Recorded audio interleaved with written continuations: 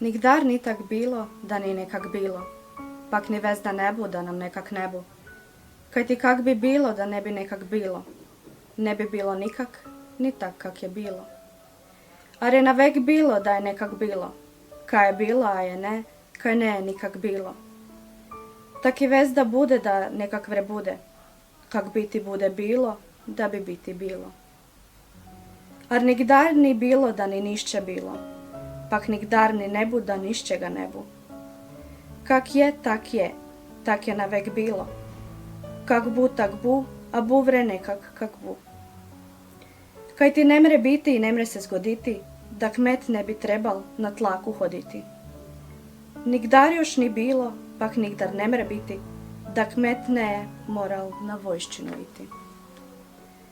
Kaj god kak god bilo, opet je tak bilo.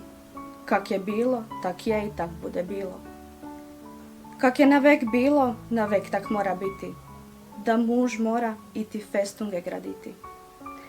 Bede me kopati i morta nositi, z repom podvinutim kak ti kusa biti. Kmet ne zna zakaj tak baš mora biti, da su kmeti gladni, a taborniki siti.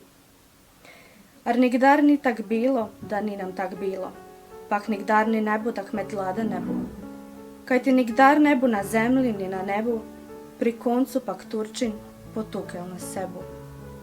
A kmeto je sejeno il krepa totu tam il v katedrale v Zagrebu, gda drugog spomenka na grebu mu nebu, nek pesi brabonjek na bogečkem grebu.